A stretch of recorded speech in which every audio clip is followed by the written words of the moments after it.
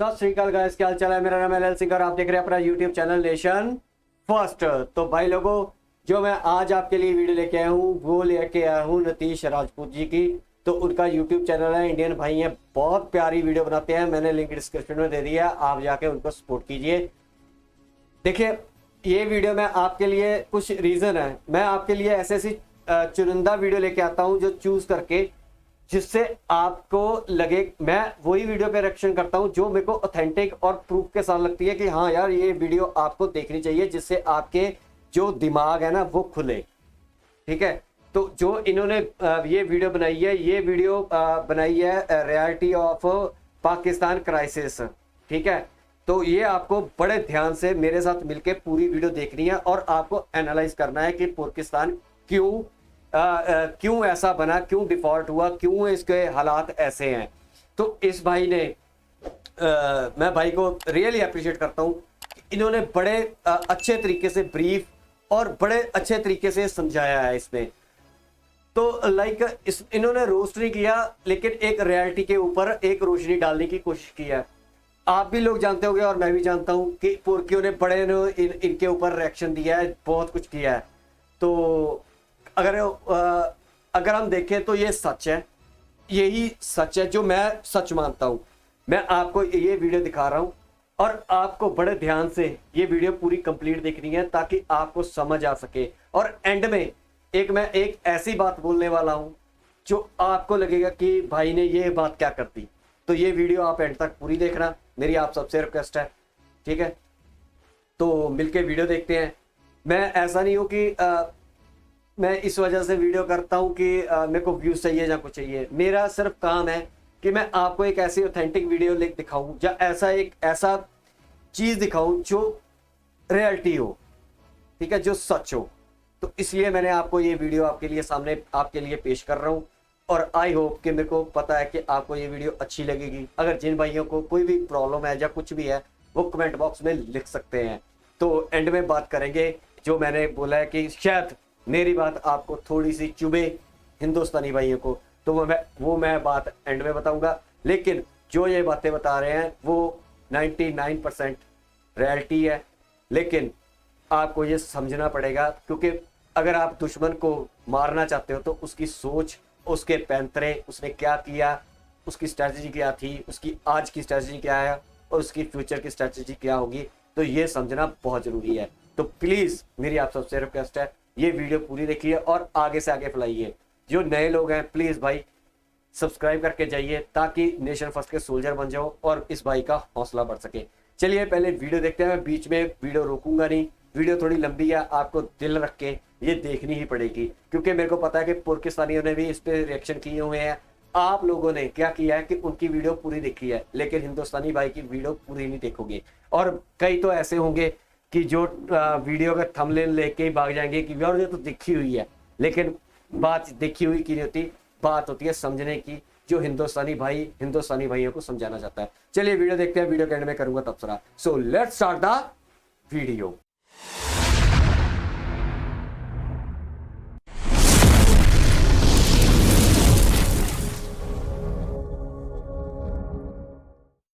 और दुनिया में इतनी गरीब कंट्रीज हैं जिनका पाकिस्तान से भी बुरा हाल है, लेकिन उसके बाद भी ज्यादा पैसा जो है वो पाकिस्तान को क्यों मिलता है। और जो ट्रेनिंग सेंटर थे जहां मुजाहिदीन ट्रेन होते थे, वहां से अफगानिस्तान के साथ साथ कश्मीर में भी मुजाहिदीन भेजता था। ये वो टाइम था जब पाकिस्तान के दोनों हाथ घी और मुंह कढ़ाई में था। अब देखिए, आप ये भी कह सकते हो कि लोन तो वर्ल्ड बैंक भी देता है, तो IMF का नाम क्यों आ रहा है। आपने कभी सुना है कि कोई आर्मी कपड़े, साबुन, तेल ये सब बेचती हो? ये दुनिया की अकेली आर्मी है जो सीमेंट, कपड़े, मीट, इंश्योरेंस, रियल एस्टेट ये सब बेचती है। जब जनरल साहब रिटायर हुए तो उनकी वाइफ की वेल्थ 220 करोड़ हो गई, और अगर पूरी बाजवा फैमिली की वेल्थ को देखा जाए तो 1270 करोड़ हो गई। ये लोग ऐसा कौन सा खजाना खोद रहे हैं? जनरल बाजवा ने इमरान खान को PM बनाया, इसके बदले में इमरान खान ने जनरल बाजवा का टेन्योर एक्सटेंड करवाया। कुछ तो रही होंगी मजबूरियां, यूं ही कोई बेवफा नहीं होता।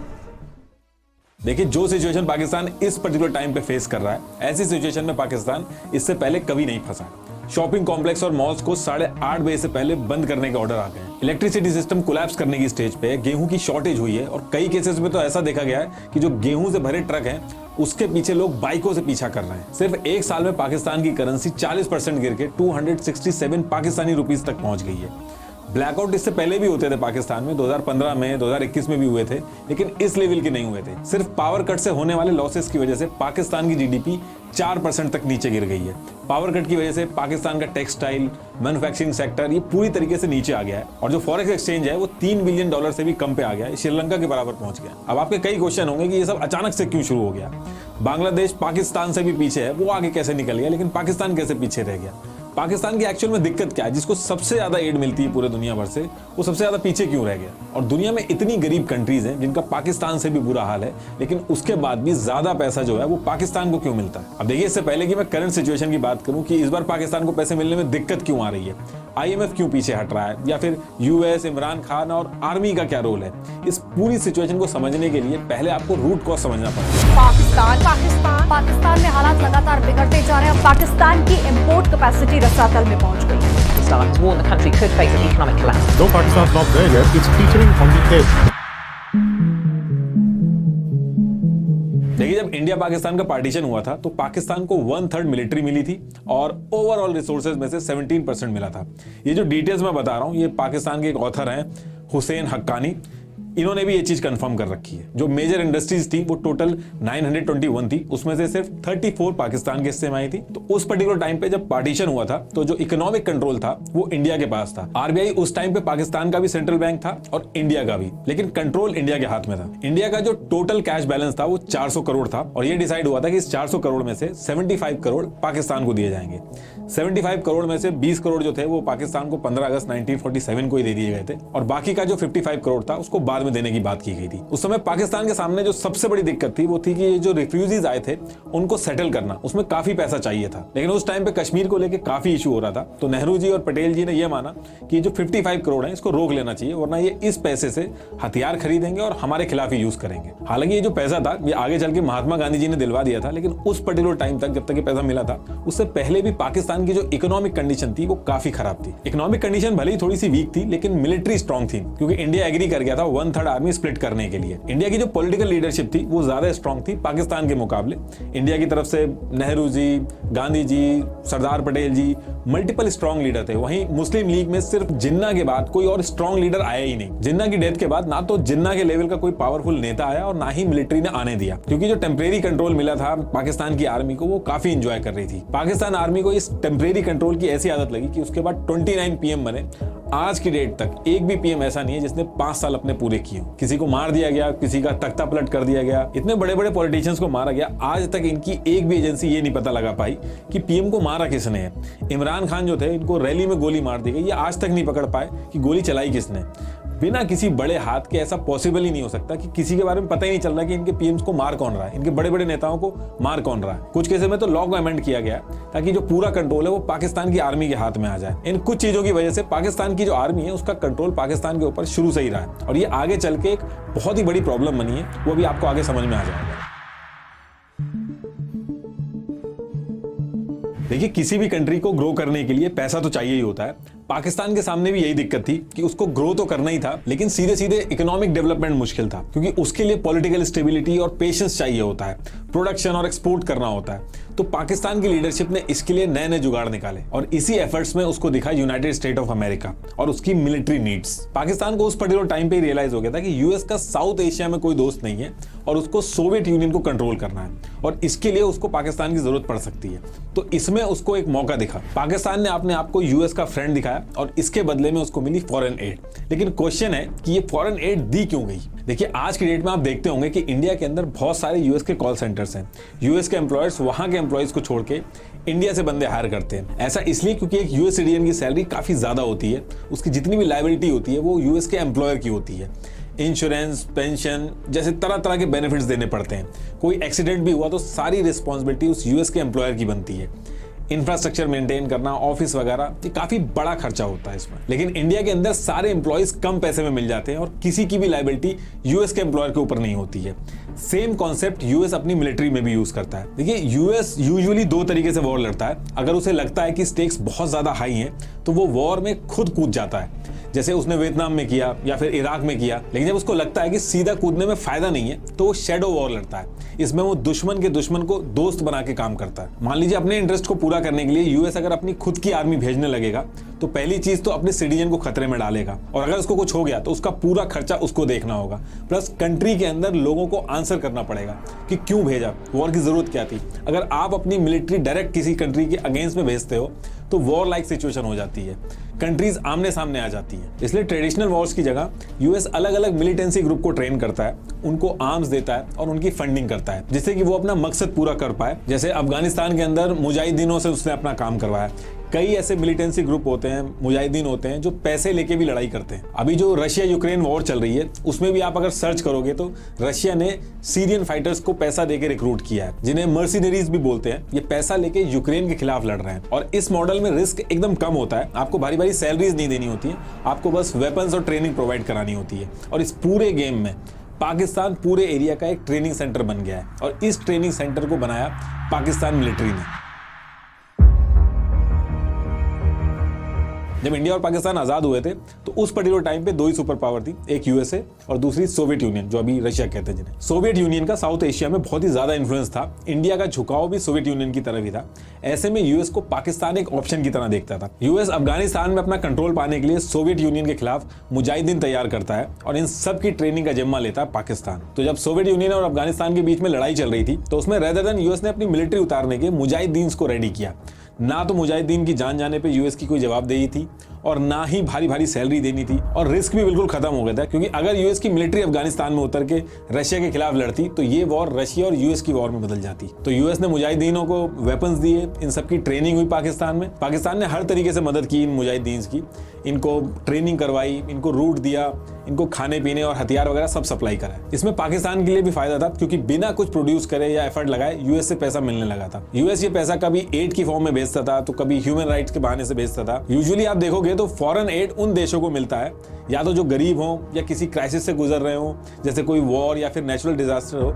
लेकिन पाकिस्तान को एड मिलता था उसकी स्ट्रेटेजिक लोकेशन की वजह से, उसकी यूजफुलनेस की वजह से। इनफैक्ट साल का एक बजट भी फिक्स कर दिया गया था जिसमें बिलियंस ऑफ डॉलर्स आते थे पाकिस्तान को यूएस की तरफ से। लेकिन पाकिस्तान ये जो सेंटर्स थे और ये जो पैसा था और ये जो मुजाहिदीन थे, इनका यूज कश्मीर में भी करने लगा। 1964 तक पाकिस्तान में आने वाली जितनी भी फॉरेन एड्स आती थी ये इनके जीडीपी का 5% का हिस्सा बन गई थी। लेकिन इन सबके बीच में पाकिस्तान ये भूल गया था कि इन सबके बीच में बिना मतलब किसी और की लड़ाई उसने अपने सरदर्दी पे ले ली थी। लेकिन पाकिस्तान की जो जनता थी और गवर्नमेंट थी वो यूएस के इस एड और पाकिस्तान का अफगानिस्तान में हेल्प करने से बिल्कुल खुश नहीं थी। जनता का ये मानना था कि अफगानिस्तान में ये भी हमारे जैसे ही मुस्लिम्स हैं और हम अपने ही भाइयों को मरवा रहे हैं। वहीं गवर्नमेंट इसलिए खुश नहीं थी क्योंकि एड की वजह से मिलने वाला जो पैसा था वो बस आर्मी तक ही पहुंच पाता था, क्योंकि करप्शन की वजह से पैसा नीचे तक पहुंच ही नहीं पाता था और पाकिस्तान का एक्सपोर्ट और प्रोडक्शन इतना कोई खास नहीं था। इसलिए लोगों की जो गालियां होती थी वो पाकिस्तान की गवर्नमेंट को मिलती थी। लेकिन पाकिस्तान की इकोनॉमिक सिचुएशन फिर से खराब तब होती है जब अफगानिस्तान वॉर 1989 में खत्म हो जाती है। ये जो मुजाहिदीन यूएस और पाकिस्तान ने मिलकर ट्रेन किए थे, ये अफगानिस्तान की सरकार को गिरा के तालिबान का राज हो जाता है वहां पे। ये उसामा बिन लादेन वगैरह ये सब यूएस ने उस टाइम पे ट्रेन किए थे और सोवियत यूनियन को बाहर करके यूएस का काम ऑलमोस्ट पूरा हो गया था। ये जो बातें मैं बोल रहा हूँ, ये जो पाकिस्तान के प्रेसिडेंट रह चुके परवेज मुशर्रफ, इन्होंने भी बोली है और ओपनली बोली है। इंटरव्यू अभी भी पड़ा इनका यूट्यूब के अंदर। अफगानिस्तान वॉर के बाद अमेरिका को पाकिस्तान की जरूरत नहीं थी। अब इस चीज का आप अंदाजा इस चीज से लगा सकते हैं कि 1989 में यूएस ने पाकिस्तान को सीधे सीधे $452 मिलियन की एड दी थी, जो 1998 तक घट के $5.4 मिलियन रह गई थी। बांग्लादेश, इंडिया जब एक्सपोर्ट करके अपनी इकोनॉमी को धीरे धीरे आगे बढ़ा रहे थे तब पाकिस्तान की मिलिट्री एड से खुश हो रही थी। अफगानिस्तान वॉर खत्म होने के बाद पाकिस्तान की जो इकोनॉमी थी उसको काफी नुकसान हुआ और उसके बाद पाकिस्तान को यूएसए ने स्टैंड बाय मोड पर डाल दिया। लेकिन पाकिस्तान की किस्मत फिर चमकती है जब 9/11 अटैक होता है। वर्ल्ड ट्रेड सेंटर में ये अटैक अलकायदा ने करवाया था और यूएस को डर था कि ये अटैक अगर दोबारा नहीं करवाना है तो अलकायदा को पूरी तरीके से खत्म करना होगा। अलकायदा अफगानिस्तान और पाकिस्तान के बॉर्डर पे ऑपरेट करता था और एक बार फिर यूएस को पाकिस्तान की जरूरत पड़ी। इस बार यूएस ने कोएलिशन सपोर्ट फंड बनाया CSF, जिसमें पाकिस्तान को काफी पैसा मिला। 2009 में यूएस ने कैरी लुगर बिल पास किया जिसने पाकिस्तान को $1.5 बिलियन पर ईयर की एनुअल असिस्टेंस देने का प्रपोजल था। लेकिन ये जो पैसा मिलता था इसको पाकिस्तान यूएस के वॉर एंड टेरर के लिए यूज करने की बजाय अपनी इकोनॉमी को बचाने के लिए यूज करता था। अपनी आर्मी को स्ट्रॉन्ग करता था। और जो ट्रेनिंग सेंटर थे जहां मुजाहिदीन ट्रेन होते थे, वहां से अफगानिस्तान के साथ साथ कश्मीर में भी मुजाहिदीन भेजता था। ये वो टाइम था जब पाकिस्तान के दोनों हाथ घी और मुंह कढ़ाई में था। पाकिस्तान आर्मी के ऊपर बाहर से मिलने वाले एड में करप्शन एलिगेशन लगते रहे। यूएस ने भी कहा कि इन्होंने हमारे एड से मिलने वाले पैसे को मिस स्पेंड किया है। और तो और इतने साल कॉन्टिन्यूसली एड देने के बाद भी ये पता चलता है कि उसामा बिन लादेन पाकिस्तान में ही पकड़ा जाता है। मुल्ला उमर जो मोस्ट वांटेड था, उसकी डेथ भी पाकिस्तान के हॉस्पिटल में होती है। डोनाल्ड ट्रंप ने आते ही ये जो एड मिलता था पाकिस्तान को, इसको पूरी तरीके से बंद कर दिया और पाकिस्तान की इकोनॉमी जो बबल में थी उसको फिर से एक झटका लगता है। इन सारी चीजों की वजह से पाकिस्तान की इमेज काफी खराब हुई और फॉरेन इन्वेस्टमेंट एकदम से खत्म हो गया। बाहर की कंपनीज इतनी अनस्टेबल जगह पे अपनी कंपनी नहीं लगाना चाहती थी। उनको पता था कि उनको नुकसान होना तय है। इसके अलावा टूरिज्म भी खत्म हुआ। ये बहुत ही बड़ा फैक्टर था पाकिस्तान की इकोनॉमी कोलैप्स होने में। देखिए, पाकिस्तान और इंडिया में कई बार वॉर्स हुई हैं, लेकिन 1971 की वॉर ने पाकिस्तान को काफी वीक किया। ये एक बहुत ही इंटरेस्टिंग कहानी है जिसके ऊपर बहुत सारी बुक्स हैं, लेकिन कुक्कू एफएम की एक ऑडियो बुक है, इंडिया वर्सेस पाक 1971। इसमें बहुत ही डिटेल और आसान तरीके से बताया है इस इवेंट के बारे में। वॉर की शुरुआत से लेकर खत्म होने तक सारी चीजें बहुत ही अच्छे से बताई गई हैं। 69 मिनट्स की इस ऑडियो बुक में 1971 की वॉर के बारे में आपको काफी नॉलेज और क्लैरिटी मिलेगी। कुक्कू एफएम इंडिया का सबसे बड़ा ऑडियो शो प्लेटफॉर्म है, जहां कई कैटेगरीज की ऑडियो बुक्स अवेलेबल हैं। History, entertainment, comedy, crime, motivation से लेके साइंस और फिटनेस तक। तो आप भी जरूर सुने अपनी मनपसंद ऑडियो बुक कुक्कू एफएम पर। मुझे पर्सनली इसमें ऑटोबायोग्राफी सुनना बहुत ही अच्छा लगता है। कुक्कू एफएम काफी अच्छा प्लेटफॉर्म है जिसपे आप रेगुलर काम करते हुए या ट्रैवल करते हुए बहुत अच्छी ऑडियो बुक सुन सकते हैं काफी कम प्राइस पर। और मेरा कूपन कोड NR50 यूज करके आपको फर्स्ट मंथ के सब्सक्रिप्शन पर 50% का डिस्काउंट भी मिलेगा। That is at ₹49 only. तो डाउनलोड कीजिए Kuku FM, link is in the description box. तो टॉपिक पे वापस आते हैं। देखिए, जब यूएस ने कुछ कदम पीछे लिए तो वहां पे एंट्री हुई चाइना की, और फिर यहां पे चाइना ने लोन पे लोन देना स्टार्ट किए। और इस वजह से पाकिस्तान की इकोनॉमी जो एक बबल में थी उसका प्रॉपर टेस्ट नहीं हो पाया। दुनिया में अलग अलग तरह के देश हैं, कुछ की इकोनॉमी ऑयल से चलती है, कुछ की इकोनॉमी मैन्युफैक्चरिंग से चलती है या फिर आईटी सेक्टर से चलती है, कुछ की एग्रीकल्चर से भी चलती है, लेकिन पाकिस्तान की इकोनॉमी एड और लोन से चलती है। पाकिस्तान एक एड डिपेंडेंट कंट्री है। जिस तरीके से पाकिस्तान यूएस के लिए एक स्ट्रेटेजिक लोकेशन है, ठीक उसी तरीके से पाकिस्तान चाइना के लिए भी एक स्ट्रेटेजिक लोकेशन है। इंडिया को टैकल करने में चाइना को बहुत ही आसानी रहती है। इंडिया जब तक पाकिस्तान में उलझा रहेगा, चाइना आराम से रहेगा। यही रीजन है कि चाइना ने पाकिस्तान के अंदर न्यूक्लियर पावर प्लांट बनाने में उसको मदद करी, और कई एनालिस्ट तो ये भी मानते हैं कि चाइना ने पाकिस्तान को न्यूक्लियर प्रोग्राम बनाने में भी मदद करी। अब देखिए, अगर आप हमारी वीडियो देखते हैं तो आपको चाइना की जो डेट ट्रैप स्ट्रेटेजी है वो ऑलरेडी पता होगी, लेकिन मैं फिर भी मोटा मोटी बता देता हूँ। चाइना पहले मार्केट रेट से ज्यादा इंटरेस्ट पे लोन देता है, फिर जो लोन आपको बाहर से 30 साल के टेन्योर पे मिलता है उसी को चाइना अप्रॉक्स 15 साल के लिए देता है। उसके बाद जिस चीज के लिए चाइना लोन देता है, मान लीजिए वो कह रहा है कि आपकी कंट्री में हम पावर प्लांट बनाएंगे, तो बनाने से लेके हर चीज में चाइनीज वर्कर और कंपनीज होती हैं। तो जो पैसा वो लोन देते हैं वो उसी देश से कमा के एक बिजनेस करके निकल जाते हैं, और ऑन पेपर पे वो लोन एज इट इज बना रहता है, और लोन का जो इंटरेस्ट है वो बढ़ता रहता है। इनके क्लॉज में ये पहले से ही मेंशन करवाते हैं कि अगर लोन नहीं दे पाए तो वो जगह चाइना की हो जाएगी। इसी तरीके से श्रीलंका का जो हम्बनटोटा पोर्ट था वो चाइना के पास पहुंच गया। फिर इन्हीं सारी स्ट्रेटेजिक लोकेशन का यूज करके ये उस एरिया में रूल करते हैं। अब आप कहोगे ये जो स्ट्रेटेजी आप बता रहे हो ये तो बच्चे बच्चे को पता है, तो पाकिस्तान के जो लीडर हैं, मिलिट्री है, उनको नहीं पता होगी। तो देखिए, आपने कहावत सुनी होगी कि कुछ तो रही होंगी मजबूरियां, यूं ही कोई बेवफा नहीं होता। तो ये क्या क्या मजबूरियां रही हैं इनकी, जब मैं अभी आगे IMF की बात करूंगा तो उसमें समझाऊंगा। देखिए, चाइना ने पाकिस्तान के साथ मिलकर अपने belt and road initiative BRI के under China Pakistan economic corridor CPEC 2015 में बनाना शुरू कर दिया, और ये ग्वादर में भी एक पोर्ट डेवलप कर रहा है। और जितना पैसा चाहिए चाइना बहुत ही आराम से दे रहा है, और पाकिस्तान भी खुश है कि IMF से लोन लेने में बहुत ही ज्यादा झिकझिक होती है और चाइना बहुत आराम से दे रहा है। चाइना ने अभी तक $30 बिलियन से ज्यादा पाकिस्तान को लोन दिया है और कुछ भी वापस नहीं आया। चाइना को भी पता है कि वो पैसा वापस नहीं आएगा, लेकिन स्ट्रेटेजिक लोकेशन में एडवांटेज उसको मिल रहा है। यहाँ वही सेम डेट ट्रैप वाला मॉडल चलता है। सारे वर्कर्स, कंपनीज वगैरह चाइना से ही आएंगे। ये जो चीज मैं आपको बता रहा हूँ, ये इमरान खान ने भी शुरू में अपनी जनता को समझाने की कोशिश की थी, और उसका जब टाइम आया था तो उस टाइम पे उसने काम भी रुकवा दिया था CPEC का। लेकिन इस सब के लिए अब काफी देर हो गई है। देखिए, CPEC से पाकिस्तान के अंदर खूब इंफ्रास्ट्रक्चर डेवलप हुआ, पैसा भी आया। इन सब चीजों से पाकिस्तान खुश होता है और सड़कें भी बन रही हैं, विकास भी हो रहा है। लेकिन एक्चुअल में ये एक डेट बेस्ड इकोनॉमी है जो सिर्फ एड्स और लोन के भरोसे चल रही है। IMF ने भी मल्टीपल टाइम समझाया पाकिस्तान को कि CPEC से दूर रहना ही पाकिस्तान के लिए ठीक है। कोई नया नेता आकर अगर ये सारी चीजें सही भी करने लगे तो वो हो नहीं सकता, क्योंकि बहुत ही पहले से चल रहा है और अब एड लेना इनकी मजबूरी बन गया है। जनता वरना पीएम को ही गाली देने लगेगी। इसको ऐसे समझ लीजिए किसी के पास मल्टीपल कार्ड है, वो बस इस क्रेडिट कार्ड की पेमेंट उस कार्ड से कर दे रहा है, कभी दूसरे कार्ड की पेमेंट किसी तीसरे कार्ड से कर दे रहा है। इससे ईएमआई तो बचा ले रहा है वो, लेकिन एक्चुअल में उसकी प्रॉब्लम सॉल्व नहीं हो रही है। कर्जा उसके ऊपर उतना ही है, बल्कि इंटरेस्ट और बढ़ रहा है। सेम इसी कॉन्सेप्ट पे पाकिस्तान की इकोनॉमी भी चल रही है। कुछ प्रोड्यूस नहीं कर रहे हैं, एक्सपोर्ट नहीं कर रहे हैं, बस लोन लेते हैं और उस लोन को चुकाने के लिए एक और लोन लेते हैं। यही रीजन है कि आप देखोगे कि किसी और कंट्री के लिए बेगर वर्ड यूज नहीं होता है, पाकिस्तान के केस में यूज किया जाता है। इनके खुद के पीएम ने ऑन रिकॉर्ड बोला है कि beggars can't be choosers. Beggars can't be choosers. देखिए, पाकिस्तान का जो करंट क्राइसिस है उसने दशकों से जो फाइनेंशियल मिसमैनेजमेंट हो रहा है उसके ऊपर फोकस वापस से ला दिया है, और इस मैनेजमेंट का सबसे इंपॉर्टेंट प्लेयर है पाकिस्तान आर्मी। और ये मैं इसलिए नहीं कह रहा हूं क्योंकि मैं इंडियन हूं तो बुराई करूंगा ही। आप दुनिया के किसी भी न्यूज आउटलेट में पाकिस्तान के बारे में पढ़िएगा, आपको पाकिस्तान आर्मी का एग्जैक्टली रोल क्या है वो आपको पता चल जाएगा। पाकिस्तान अपने डिफेंस बजट में जरूरत से ज्यादा खर्च करती है। पिछले साल का पाकिस्तान का टोटल बजट 9,502 बिलियन रुपीस का था, जिसमें से 1,523 बिलियन रुपीस खाली डिफेंस पे गया है, यानी कि टोटल बजट का 15% से भी ज्यादा। लोन का इंटरेस्ट पेमेंट करने के बाद पाकिस्तान की इकोनॉमी का सबसे बड़ा हिस्सा जो है वो डिफेंस में जाता है। पाकिस्तान आर्मी ने 1947 के बाद आधे से ज्यादा टाइम पाकिस्तान को रूल किया है, और इनके पास सिक्योरिटी और फॉरेन पॉलिसी में बहुत ज्यादा पावर है। ये लोग उसको ही पीएम बनाते हैं जो इनके हिसाब से चलता है। इनके बिना पाकिस्तान में कोई भी इलेक्शन नहीं जीत सकता। इसलिए आपने एक वो कहावत जरूर सुनी होगी, बहुत ही फेमस है पाकिस्तान आर्मी के लिए, कि जंग कदे जीती नहीं और इलेक्शन कदे हारिया नहीं। ये देखिए, इतने सारे मेडल इन्होंने लगा रखे हैं, लेकिन उन्होंने आज तक एक भी जंग नहीं जीती है। पाकिस्तान की एक ऑथर है आयशा सिद्दीका, उनकी एक किताब है मिलिट्री आईएनसी। अगर मौका आपको लगेगा तो उसको पढ़िएगा जरूर।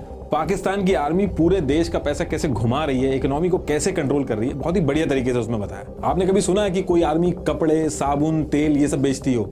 ये दुनिया की अकेली आर्मी है जो सीमेंट, कपड़े, मीट, इंश्योरेंस, रियल एस्टेट ये सब बेचती है। इनकी आर्मी पाकिस्तान की रियल एस्टेट को कंट्रोल करती है, और हर जनरल को रिटायरमेंट के बाद प्लॉट पे प्लॉट मिलते हैं। पाकिस्तान आर्मी की नेटवर्थ 1 लाख करोड़ से भी ज्यादा की है। इनकी आर्मी के अगर टॉप 100 ऑफिसर्स की वेल्थ का अंदाजा लगाया जाए तो 35,000 करोड़ से भी ज्यादा की वेल्थ है। इनके बच्चे सब बाहर पढ़ते हैं, यूके में इनके घर हैं, जबकि एक आम पाकिस्तानी ये सब सपने में भी नहीं सोच सकता जो ये लोग करते हैं। पाकिस्तान आर्मी ने फाउंडेशन और ट्रस्ट का एक नेटवर्क बना रखा है जो पाकिस्तान के अंदर सारी चीजें ओन करते हैं, जैसे फौजी, शाहीन और बहरिया फाउंडेशन, जिनको आर्मी, एयरफोर्स और नेवी चलाते हैं। इनमें से फौजी फाउंडेशन सबसे बड़ी है। पाकिस्तान के अंदर ब्रेड तक भी मिलिट्री कंट्रोल बेकरी से बनती है। पाकिस्तान के बैंक को भी आर्मी ओन करती है, और हैवी इंडस्ट्री का 1/3 और टोटल प्राइवेट एसेट का 7% हिस्सा आर्मी ओन करती है। पहले कमाते हैं और फिर लॉ में अमेंडमेंट करा के अपना फायदा करवाते हैं। आर्मी वेलफेयर ट्रस्ट और फौजी फाउंडेशन को इनकम टैक्स से भी छूट मिलती है, और इस वजह से इनके सामने जो प्राइवेट कंपनीज हैं वो इनके सामने टिक नहीं पाती हैं। इनकी आर्मी के पास पावर और पैसा दोनों है। आप कभी नहीं देखोगे कि एक गरीब देश की आर्मी इतनी अमीर है। हर देश की एक आर्मी होती है, लेकिन यहाँ पे आर्मी का ही एक देश है। आप बोल सकते हो कि मैं गलत बता रहा हूँ, लेकिन आप खुद से भी एक बार चेक करिएगा कि पाकिस्तान आर्मी चीफ जो इससे पहले थे जावेद बाजवा, इनकी वाइफ की जो 2016 में वेल्थ थी वो 0 थी। जब जनरल साहब रिटायर हुए तो उनकी वाइफ की वेल्थ 220 करोड़ हो गई। उनकी वाइफ इतने टाइम में ऐसा कौन सा बिजनेस कर रही थी कि उनकी वेल्थ इतनी हो गई? और अगर पूरी बाजवा फैमिली की वेल्थ को देखा जाए तो 1270 करोड़ हो गई। ये लोग ऐसा कौन सा खजाना खोद रहे हैं जो इनकी वेल्थ इतनी ज्यादा हो गई है? सैलरी जोड़ दो आप, उसके हिसाब से इतनी वेल्थ नहीं बैठती है, लेकिन उसके बाद भी इतना पैसा आ कहां से रहा है? तो आप थोड़ा सा भी कॉमन सेंस लगाओगे तो आपको पता चल जाएगा कि कुछ तो गड़बड़ है इसमें। लेकिन ये सारी चीजें क्वेश्चन तब हो पाएंगी जब मीडिया ये सारे क्वेश्चन लेके आए। लेकिन मीडिया और सुप्रीम कोर्ट वगैरह हर जगह इनका कंट्रोल है। मल्टीपल ऑब्जर्वर्स का ये मानना है कि अगर पाकिस्तान की इकोनॉमी को ग्रो करना है तो इकोनॉमी में पाकिस्तान आर्मी का रोल जो है वो खत्म करना होगा। लेकिन इस डायरेक्शन में अगर कोई छोटा सा भी एफर्ट होता है तो उसको वहीं पे फेल कर दिया जाता है, उसको वहीं रोक दिया जाता है, क्योंकि इसकी वजह से पाकिस्तानी बिजनेसेस ग्लोबली कंपटीशन में नहीं आ पा रहे हैं, और इनका जितना भी प्रॉफिट होता है वो सारा आर्मी के जनरल्स, रिटायर्ड जनरल्स को ट्रांसफर होता रहता है। पाकिस्तान आर्मी पाकिस्तान के सबसे बड़े रियल एस्टेट डेवलपर हैं। इनके पास 50 से ज्यादा हाउसिंग प्रोजेक्ट हैं, जिसमें इस्लामाबाद में 16,000 एकड़, कराची में 12,000 एकड़ की जमीन है जो इनको पाकिस्तान गवर्नमेंट से फ्री ऑफ कॉस्ट में मिली है। हायर अथॉरिटी में कोई भी हो जो भी इनके हिसाब से नहीं चलता उसको ये लात मार के निकाल देता है। पाकिस्तान के अंदर आर्मी की हेल्प से ही पीएम बनता है, और जब पीएम बन जाता है तो वो आर्मी चीफ के हिसाब से ही चलता है। जनरल बाजवा ने इमरान खान को पीएम बनाया, इसके बदले में इमरान खान ने जनरल बाजवा का टेन्योर एक्सटेंड करवाया। लेकिन दिक्कत तब हुई जब जनरल बाजवा का टेन्योर खत्म हो रहा था और जनरल बाजवा अपने हिसाब से ही अपना आर्मी चीफ रखना चाहते थे, वो सैयद असीम मुनीर को अपना आर्मी चीफ बनाना चाहते थे। लेकिन इमरान खान के सामने भी दिक्कत थी, उनको ये पता था कि अगर सैयद असीम मुनीर आर्मी चीफ बनेंगे तो अगले इलेक्शन में वो उनको सपोर्ट नहीं करने वाले हैं। इसलिए जनरल बाजवा के खिलाफ जाके इमरान खान ने जनरल फैज को आर्मी चीफ बनाने की वकालत करी। इस सब के बीच में जनरल बाजवा ने इमरान खान को हटा के शरीफ को पीएम बनवा दिया और शरीफ ने आसिम मुनीर को आर्मी चीफ बना दिया। और ये जो सारी चीजें मैं बता रहा हूँ ये अभी पिछले साल ही हुई हैं और इन सब चीजों की वजह से पॉलिटिकल इनस्टेबिलिटी आ गई है और ऊपर से 2022 में फ्लड भी आ गया था। 1/3 पाकिस्तान पूरा डूब गया था, करीब $30 बिलियन के अराउंड नुकसान हुआ था, जिसने पाकिस्तान की कमर तोड़ दी थी। पाकिस्तान में जो ब्लैकआउट्स हो रहे हैं उसके पीछे भी चाइना ही है। इन्होंने सीपैक पे जब काम रुकवा दिया था तो चाइना थोड़ा सा नाराज हो गया था और चाइना ने सीपैक प्लान में जो पावर प्लांट्स थे उनको बंद करा दिया था क्योंकि पेमेंट का कुछ इशू हो गया था। अगर सीपैक पे काम चल रहा होता तो चाइना कभी ऐसा नहीं करता। अब क्योंकि पावर प्लांट की शॉर्टेज है इसलिए बचे हुए पावर प्लांट पे लोड बढ़ गया और पावर कट हो रहा है। अब बिना इलेक्ट्रिसिटी के तो देश नहीं चल सकता है। अब या तो बाहर से लोन मिले, कोई एड मिले, और अगर ऐसा नहीं हो पाता है तो कोई भी नेता आएगा, उसकी मजबूरी बन जाएगा सीपैक के ऊपर काम शुरू करवाना। डे बाय डे जो पाकिस्तान की सिचुएशन है वो कंट्रोल से बाहर जा रही है। पाकिस्तान के अंदर सब्सिडाइज गेहूं लेने के लिए अफरा तफरी मची हुई है। लोग लंबी लंबी लाइनें लगा के खड़े हुए हैं, गेहूं के ट्रक्स के पीछे भाग रहे हैं और इस वजह से काफी जगहों पे भगदड़ मच गई है। हालात ऐसे हो गए हैं कि कई लोगों की जान तक चली गई है। पिछले साल जब रशिया और यूक्रेन की वॉर स्टार्ट हुई थी तो दुनिया भर के अंदर फूड क्राइसिस आ गया था। रशिया और यूक्रेन मिलकर दुनिया भर का 30% वीट सप्लाई कंट्रोल करते हैं। ये क्राइसिस इतना सीरियस था कि इंडिया को भी अपने यहाँ वीट एक्सपोर्ट पर बैन लगाना पड़ गया था। और अभी भी इंडिया के अंदर ये जो वीट के हाई प्राइसेस हैं ये गवर्नमेंट के लिए बहुत ही बड़ी सिरदर्दी बने हुए हैं। लेकिन इंडिया के पास वीट का बफर स्टॉक था जो पाकिस्तान के पास नहीं है, जिसकी वजह से वहां पे सोशल अनरेस्ट पैदा हो रहा है। और इनके जो फॉरेक्स रिजर्व है वो भी बहुत हालत खराब है उसकी, $3 बिलियन से भी कम पे पहुंच गए हैं और पता नहीं कितने दिन तक ये टिकेंगे। ये बहुत ही कम अमाउंट है। देखिए जब भी आप बाहर किसी कंट्री में जाते हैं तो इंडियन रुपीस को उस पर्टिकुलर कंट्री की करेंसी में चेंज करवाते हैं क्योंकि आपको वहां की चीजें खरीदनी होती हैं। कोई भी कंट्री ऐसी नहीं है जो अपने देश में सारी चीजें प्रोड्यूस करती है।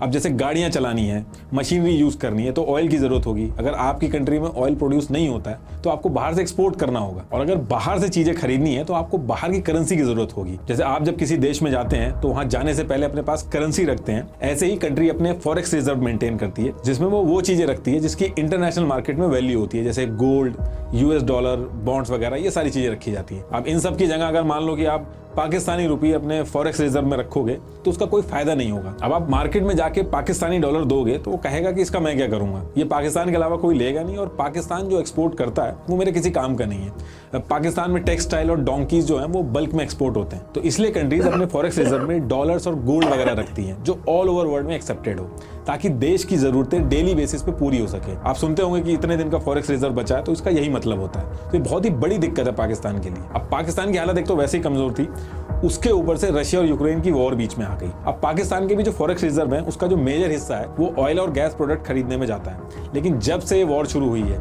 गैस और ऑयल के प्राइसेस बहुत ही ज्यादा बढ़ गए और पाकिस्तान के फॉरेन रिजर्व एकदम से खत्म हो गए। इंडिया इसलिए बच गया क्योंकि इंडिया को रशिया ने डिस्काउंटेड रेट पे ऑयल दिया, लेकिन पाकिस्तान को गल्फ कंट्रीज से महंगे में ऑयल खरीदना पड़ा। अब पाकिस्तान के पास दो ऑप्शन है, या तो कोई कंट्री इनको लोन दे या फिर कोई एड दे, किसी तरीके से हेल्प करे, या फिर ये IMF के पास जाए। IMF से भी ये लोग 13 बार लोन ले चुके हैं और एक बार भी नहीं लौटाया। एक गवर्नमेंट को लोन देना पूरी दुनिया में सबसे सेफेस्ट माना जाता है, लेकिन पाकिस्तान के केस में ऐसा नहीं है। यहाँ पे लोन देना खतरे से खाली नहीं है क्योंकि वापस नहीं मिलता। अब देखिए आप ये भी कह सकते हो कि लोन तो वर्ल्ड बैंक भी देता है तो IMF का नाम क्यों आ रहा है, ये वर्ल्ड बैंक से अलग कैसे है और IMF को क्या पड़ी है किसी देश की जब बुरी हालत है तो उसमें लोन देने की। तो इसको एक एग्जांपल से समझाता हूँ। मान लीजिए हम 10 दोस्त हैं और हमने ये डिसाइड कर लिया कि हम अपनी अपनी सैलरी का 5% जमा करेंगे और इस फंड को हम तब यूज करेंगे जब किसी के ऊपर दिक्कत आएगी, कोई फाइनेंशियल दिक्कत आ गई तो हम उसमें यूज करेंगे। इससे होगा ये कि हम 10 के 10 जो दोस्त हैं वो सेफ हो जाएंगे और कोई मुसीबत आती है, कोई फाइनेंशियल क्राइसिस आती है तो हम सब लोग सेफ हो जाएंगे। इंश्योरेंस भी इसी तरीके से काम करता है। तो ऐसे ही IMF भी काम करता है। इसमें 190 कंट्रीज हैं, अपनी अपनी इकोनॉमी के हिसाब से पैसा कंट्रीब्यूट करती हैं और जिस कंट्री के ऊपर दिक्कत आती है उसको हेल्प की जाती है। इंडिया टॉप 10 कंट्रीज में आता है IMF के अंदर पैसा देने में। वहीं जो वर्ल्ड बैंक का जो लोन है वो इससे काफी अलग है। वर्ल्ड बैंक का जो लोन होता है वो कंट्रीज अपनी ग्रोथ के लिए लेती हैं। मान लो मेरी एक कंपनी है, अब मैंने सोचा कि कंपनी को ग्रो करना है, मुझे बाकी सिटीज में भी ले जाना है, उसको आगे बढ़ाना है, तो इसके लिए जो मुझे लोन मिलेगा वो वर्ल्ड बैंक से मिलेगा। और अगर मैं किसी मुसीबत में फंसता हूं तो वो IMF वाला कॉन्सेप्ट चलेगा, IMF से लोन मिलेगा। कई डेवलप्ड देश भी वर्ल्ड बैंक से लोन लेते हैं, जैसे इंडिया ने लिया था, लेकिन ये ग्रोथ के लिए मिलता है। जैसे इंडिया ने $245 मिलियन का लोन लिया था, वर्ल्ड बैंक से लिया था इन्होंने रेलवे के प्रोजेक्ट के लिए। अब रेलवे से जैसे जैसे इंडिया कमाएगा वो उसको वापस कर देगा। ये एक तरह से बिजनेस के लोन की तरह काम करता है। वही IMF की एंट्री तब होती है जब किसी कंट्री का बुरा टाइम चालू होता है, और IMF जो लोन देता है उससे पहले शर्तें रखता है कि लोन तो देंगे, लेकिन उससे पहले अपनी कंट्री में आपको कुछ चीजें चेंज करनी होगी। और IMF एक साथ लोन नहीं देता। अगर आप एग्जाम्पल के तौर पे मान लो कि 1 लाख रुपए हैं, तो उसको वो 2-3 साल में धीरे धीरे करके देगा, और वो तब देगा जब आप उसके बताए हुए रूल्स फॉलो करोगे। जैसे पाकिस्तान के अंदर IMF ने ये सारे रूल्स फॉलो करने को बोले हैं, लेकिन पाकिस्तान ने ये जो रूल्स हैं वो फॉलो नहीं किए हैं, और IMF इस बार इनको काफी परेशान कर रहा है लोन देने में।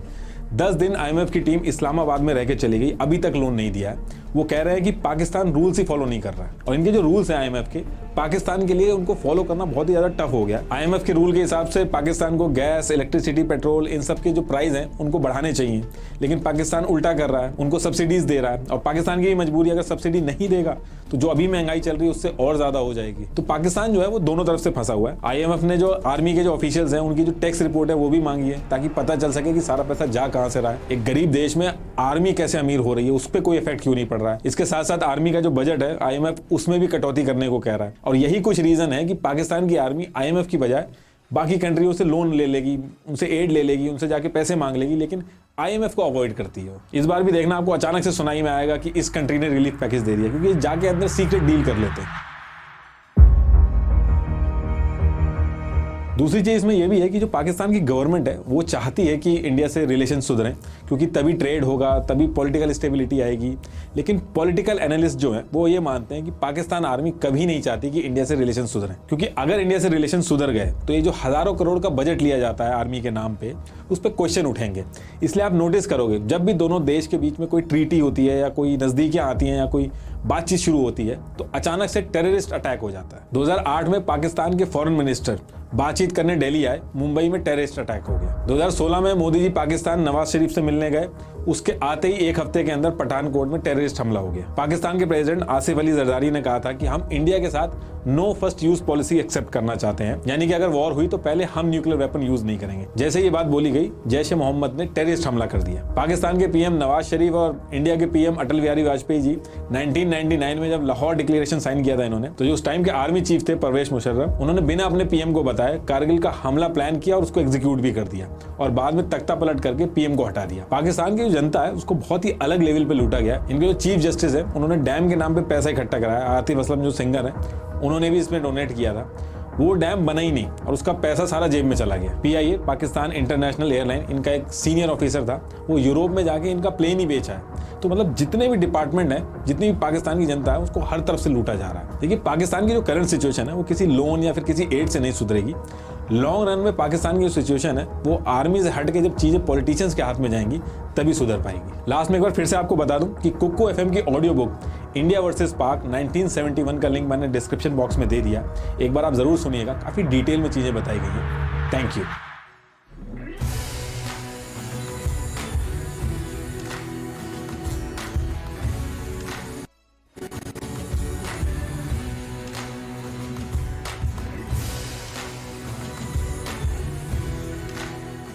तो चलिए यहाँ पे होगी वीडियो खत्म। आप लोगों ने देखा, मेरा ये दिखाने का मतलब ये था कि आपको थोड़ी सी क्लैरिटी हो कि भाई ने जो बातें बताई है वो बिल्कुल सही है। उनके क्राइसिस, उनके कैसे सिस्टम चलता है, तो दुश्मन क्या चल रहा है, क्या नहीं चल रहा है, उस बात को समझाने के लिए है।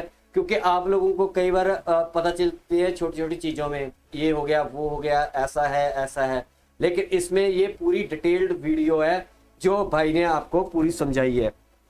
अच्छा, ये आपने समझ लिया। मैं इस सिनेरियो पे नहीं बात करना चाहता कि बार बार मैं भाई की बातों को रिपीट करूं या फिर मैं उस पे ऊपर कोई टिप्पणी करूं।